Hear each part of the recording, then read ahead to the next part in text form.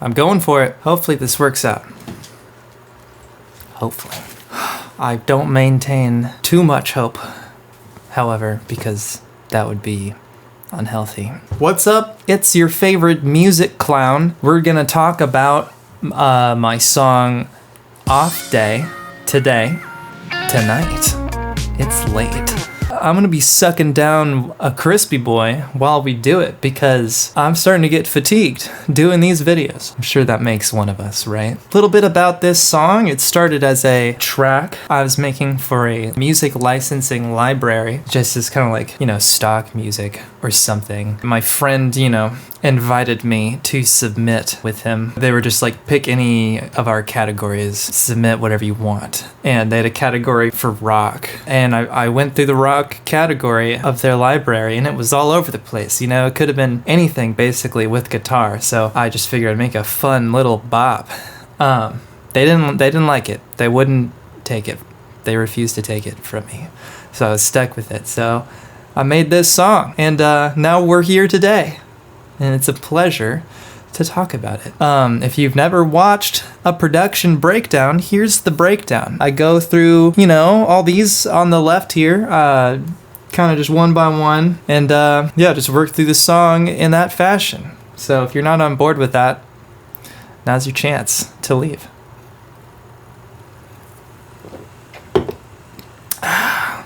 You're still here. Let's get into the vocals. I recorded this song with my voice, as is customary. Coming out of a 2-week run. Yeah. How's that sound? That's me. Not doing anything too fancy. And these are pre-rendered for the most part. The most notable thing about them probably is this granular echo. Rationing Reese's Puffs and dopamine isn't fun. It just kind of adds some shiny stereo gloss to it. That's me trying to describe it with words. What do we got here? And I'm growing old from burning through the news. Those are my background vocals doing this radio effect, with the EQ on it. And I'm growing old from burning through the news. Kind of got a megaphony type of delay on there. Hey, it's just an off day. For now I'm stuck on the ground. Doing pretty, traditional. This is kind of a traditional pop mix. Hey, it's just an off day. There's a double in there. There are actually 2 layers that are doubling it. One is panned hard right, another double is panned hard left, and then another layer is a harmony that I created artificially with the auto-tune plugin. I tuned it. I say this in every video because I do this in almost every song. So if you're binging all these in a row, sorry for, beating that dead horse. But yeah, it's a delightful vocal sandwich. So I'll raise my flag and wave it around. Oh, let me increase that buffer, Jesus. Fuck this. Oh, it's maxed out. Guess that's just how we're doing it today. Sorry about the buffer issues. What do you want me to do? My $4,000 computer is a piece of shit. People are worried and I'm starting to have my doubts. Yeah, really the gist of my conversation on the vocals for this song is just compress them, EQ them and all that. And I'm growing tired of trying to shake the blues. That's a new harmony for the second pre-chorus because it's not the first pre-chorus anymore. It's the second pre-chorus. It deserves a little extra. Of trying to shake the blues, 100 things to do, I'm not gonna do. I'm a big advocate of little touches. I don't know if that constitutes a little touch, but I hate repeating sections without changing anything. I feel like it's just you gotta keep this momentum going. So that's a harmony that is exclusive to that pre-chorus. Coming up on the second chorus, in line with what I just said. Hey, it's just an off day. For now I'm stuck on the ground. So I'll raise my flag and wave it around. I threw in these fun call and response-y, echoey things. Just keeping the energy up, keeping it escalating. Flag and wave it around and send my troubles away. Yeah, that oh yeah was a real fun time. I don't do a lot of ad-libby vocal stuff. I don't know, it just makes me kind of nervous. So when I do, it's very memorable for me. Just like an off-the-cuff little bit of singing I did, and I like, mixed it to sound, just push it. I don't want it to be front and center. I'm nervous. I'm bashful. I'm decapitating it with the Soundtoys Decapitator plugin, and then it's the reverb, how reverb works. Turn the dry down, turn the wet up, and it sounds kind of silly. Anyway, I'm gonna move on. My computer cannot keep up. Ooh, what I just realized? I fixed it. Ooh, yeah. Hang on. Everybody, I made a different version of this project where I deleted a bunch of redundant plugins. It's probably gonna crash. My blue screen. It's blue screened many times. Yeah, it crashed. Fuck. It's not easy to be me. I don't want to do this anymore. I just want it to load. I desperately want to get this video done. I'm going to recline. Maybe that'll make it work faster. Alright, we're back in it. It didn't help at all. That's fine. I'm going to restart, because this is way worse than it was yesterday. Fuck. We're back at it. My fans are blasting. I restarted my computer and my fans are full speed. And did it help? No. What can we do? Here's what I'm gonna stifle the fans, since I don't know what they're doing. I don't know why it's even so hot. Seems to have no impact on performance, but that's fine. I'm used to it. Well, let's just keep fucking going. On the final verse, I nixed the lead vocals. We're just left with these kind of doubled up radio vocals, courtesy of the Soundtoys Crystallizer plugin. I just pulled up and zoom in on it like I normally do, but it's pre-rendered, so I can't do that. It's gone. 100 things to do, I'm not gonna do. It does this funky thing. It doubles the vocals that I'm sending to it, and then they kind of phase. You know what I mean? Like, listen to the alignment of the two takes. They kind of shift around. And it's bittersweet, but unmistakably a skill. 100 things to do, I'm not gonna do. They like desync and then sync up again. It's very cool. Hey, it's just an off day. For now, I'm stuck on the ground.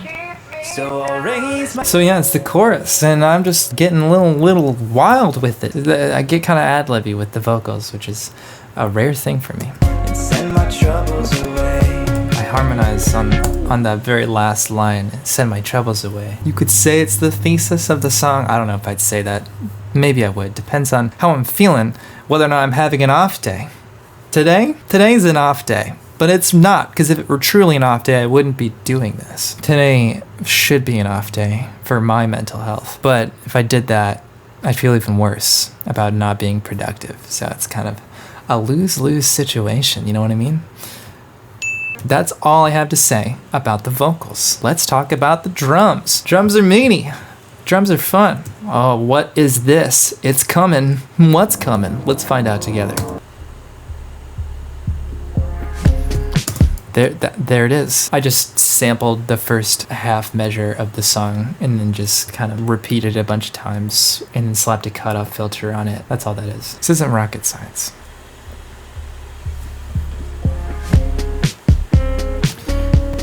Get right into it. I'm kind of going with these sort of breakbeat-y samples or vinyl sample. I guess that's similar. I mean, I don't know what the implication of vinyl is. It's just one of those random drum sample packs I picked up at some point.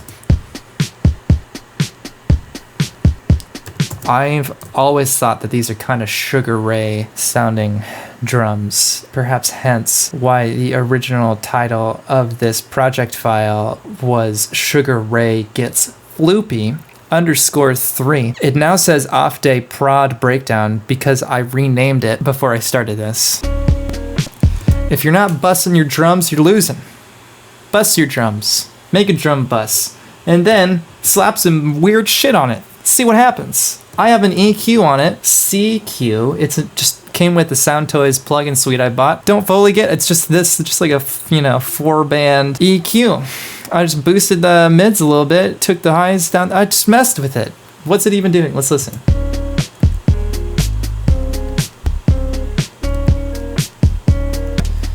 Yeah, it really crushes those highs, brings the mids out a little bit, but I don't know, it's just very appealing to me. It's just so pleasant to listen to. And then next, Radiator. It is just a kind of distortion mixer. It's an amp distortion plugin. It just makes it kind of, just kind of fucks it up a little bit.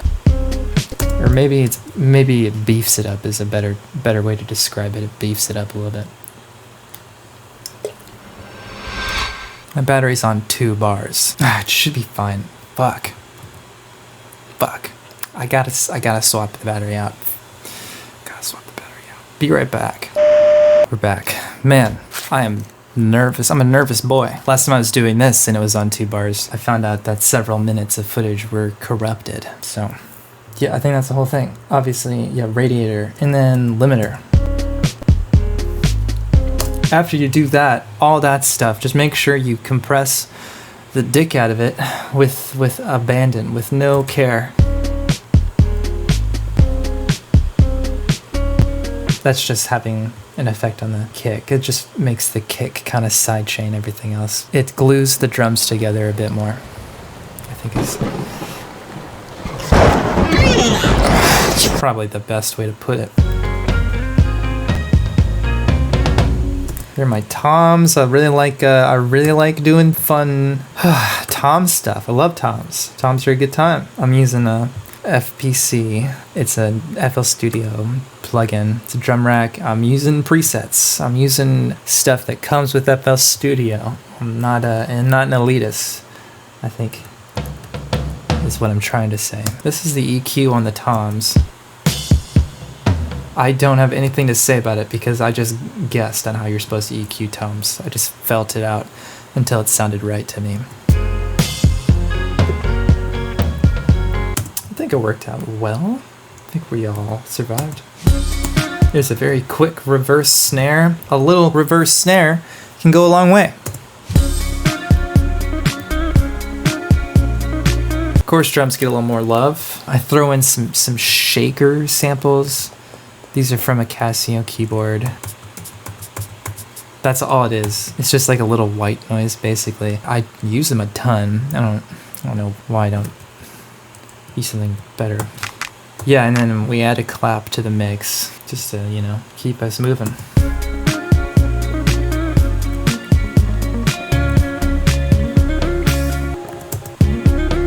Just throwing some fun little fills in there because I'm having a fun time. The song should be having fun as well. I do some snare ghost notes here. I'm calling them ghost notes. I would say correct me, so in future videos I use the right term, if that's the incorrect term. But I'm doing all these videos back to back before anyone can see them, so I'm gonna keep calling them that and just hope that it's correct. But it's just when you kind of slip some little quiet snares in there. I'm a big fan of this moment.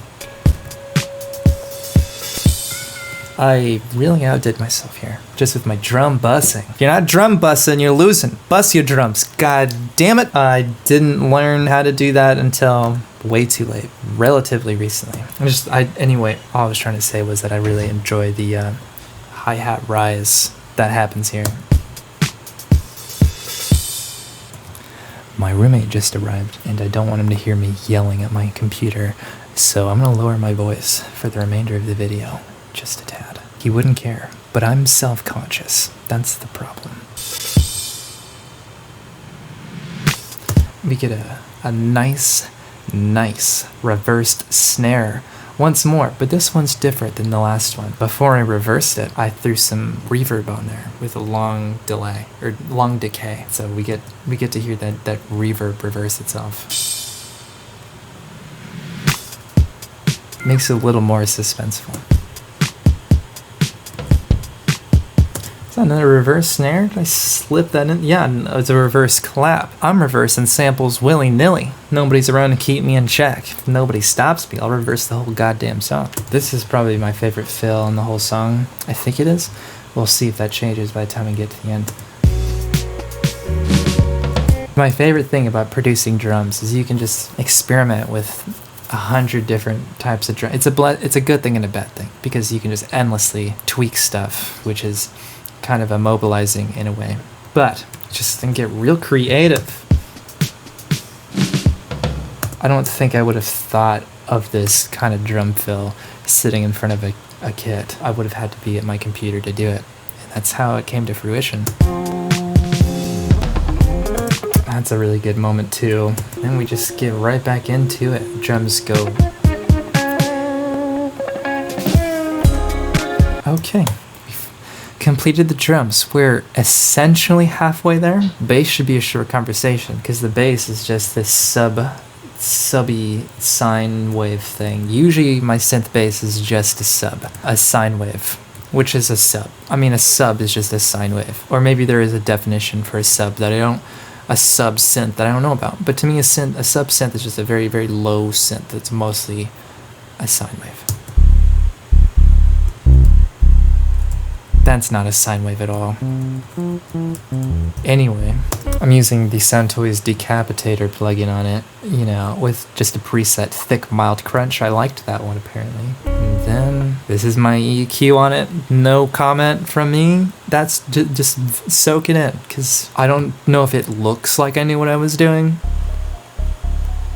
I think I did a good job in this song. I think the bass sounds delightful. It's not the main entree of the song. It's the bun, you know, or it's the bottom bun, and it is a satisfactory bottom bun at that, in my opinion.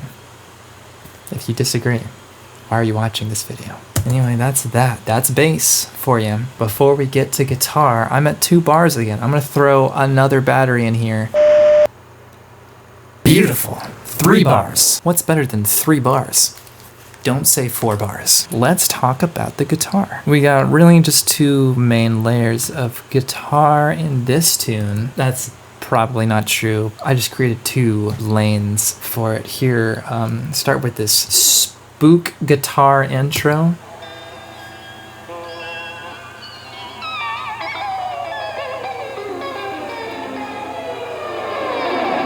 I think I was just messing around like super high in the neck and just fucking it up. It's got some weird effects on it too. Just got delay and reverb on it. And then well, the delay and the reverb turn up. They exponentially open up if you'll look here.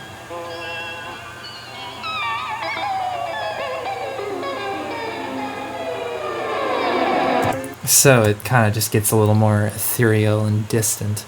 And then, bam, it's back in your face. Okay, the most Sugar Ray thing about the song besides the drums is probably this guitar. I think I was directly influenced by Someday by Sugar Ray. I'm pretty sure that song has backing guitar to it. That's a lot like that. That kind of just keeps going on in the background for most of the song. And there's this second guitar with like a ton of, you know, chorus or phasey stuff on it. Just kind of noodling around. And I am, of course, using Guitar Rig for the effects on my guitar. It is, you guessed it, a preset. This one's called Breath You Hold. I think that's a reference to The Police, Every Breath You Take. I can hear it. I can hear that shit. Pre-chorus drizzle, what's that?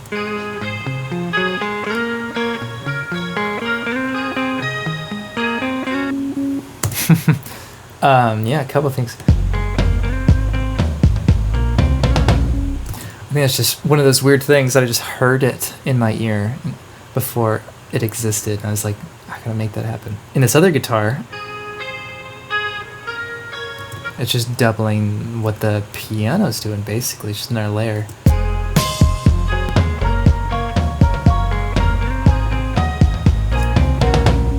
All of this guitar is direct in Oh no. My light died. I can't do this without a light. Or it overheated. It's really fucking hot. We'll take 5 again. Sorry, everybody. I'm back again. I'm starting to think this light isn't meant to be used on full blast. It is about this big. It's a lume cube, and it is a fantastic product, but apparently, when it's on full blast, it is prone to overheating. Not trying to, trash talk lume cube. They do great stuff. Where was I? On the chorus, there's really 2 elements. 2 guitars, panned in 2 different directions. On the right, we've got chorus flaps. It's a little rhythmic action. I'm just having fun, keeping it real. That's just a clean tone, I think. And then on the left, we've got this. And that's our old friend, Breath You Hold. It's just a little arpeggio action. My light apparently can't even right now. I don't know if the battery's dead. Alright, I've turned the brightness down substantially, and it is now plugged in at the same time. Let's get this done. Yeah, anyway, guitar on the left is cultivating this dreamy, lighthearted situation. Picture frolicking in respite. Moving on. These verse 2 dwangles are actually a melody you can hear in Used to Feel Good, which is the first track on my album. It is a subtle callback to Used to Feel Good. One of the synths plays this same melody in that song. This song and that one have some major thematic overlap, believe it or not. If you want to learn more about that, you should experience the Pipe Dream Simulator.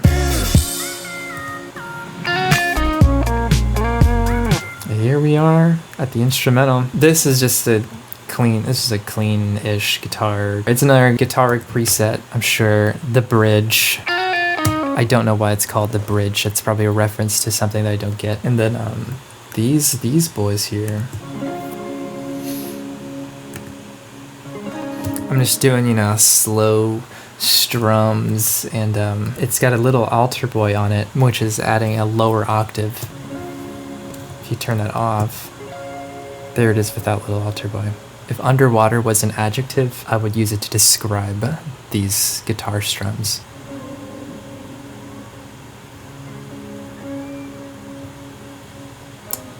I don't know what this is. That's like I'm brushing the strings, I think, here. I don't know. I notice it every time I listen to this song, and I'm like, that's really cool. I don't know what that is, though. This guitar solo, this is the original guitar solo that I recorded for the licensed library version of this song. I recorded it like a year and a half ago now. It seems like it's so long ago. Longer than that.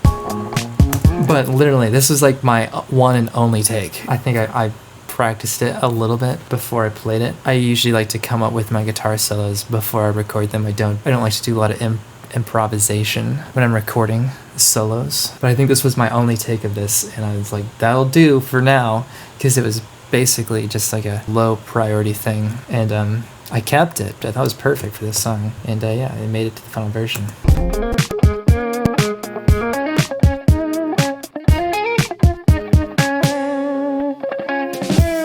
It's delicious. I love it. That's it. That's the guitar. Let's keep going. I'm just going to lump in piano, synth, pads, and FX together. I'm going to talk about all this stuff at the same time as I go through it, because it all kind of goes together. What are spooks? You may be asking yourself right now, and let me tell you.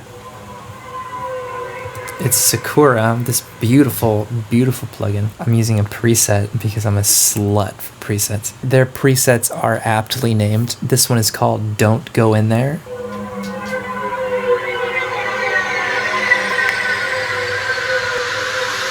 The song kind of starts with this nightmare. It's kind of like a bad trip or something. It's very Steppenwolf, I think. This piano, all I gotta say about it is I'm using addictive keys.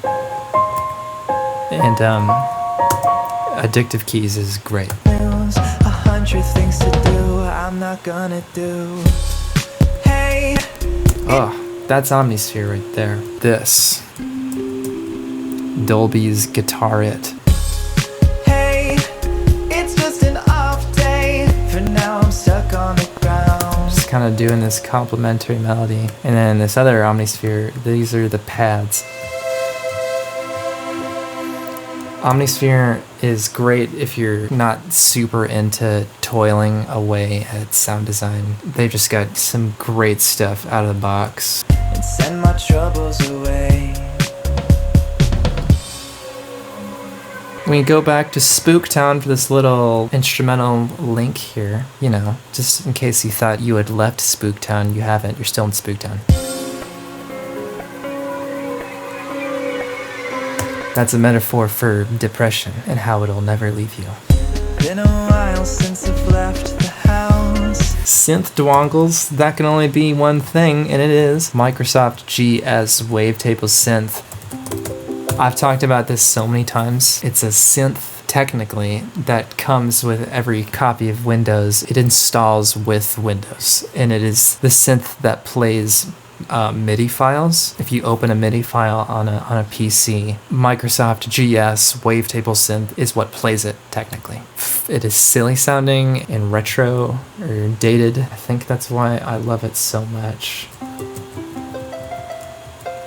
It will always be nostalgic to me. It reminds me of RuneScape a lot. But anyway, on the second verse, just doing a little bit of extra stuff here.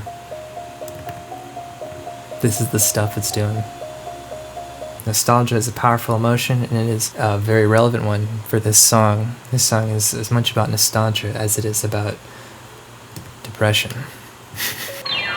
It's a little glissando there. Who doesn't love a glissando? Ooh, I did touch my keyboard for this song because I can tell just by looking at this, I took my hand physically and slid it across the keys. See? I do play keys. You can see it right there. It's always there. I don't brag about it, you know? I don't want to have to touch it if I don't have to. It's gross. It's sticky. It's covered in poop. This section was the biggest holdup, I think, as I was producing this song, because like I think originally I was just like doubling up the chorus and it was getting kind of redundant. Then I tried making it just like a super long guitar solo all over the place, but that sounded weird and out of place. I don't do synth solos enough. I used to do synth solos all the time, but I don't know, I lost my touch at some point, but I did one here, kind of. It's not really a solo, it's more of a duet. It's a duet with the guitar. I'm pretty sure I'm using something really weird. I'm using Zeta for this. Zeta is an old, no longer supported synth that a lot of dance music people were using back in the day. This is just like a fifth or something. It's like a saw doing fifths. I think it's a preset. Harmonic saw. Yeah, I know I messed with it to get it to sound how I wanted it to. Yeah, it's a pretty healthy effects chain. It's doing a lot of molding. Third verse, just some pad drone action. A drone goes a long way. Don't underestimate the power of a drone. When I'm talking about, you know, sound drones, not flying drones.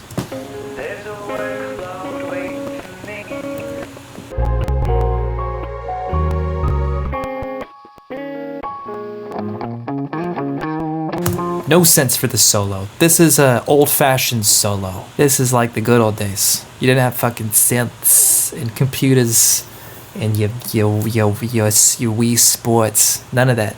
Just guitar and drums and bass.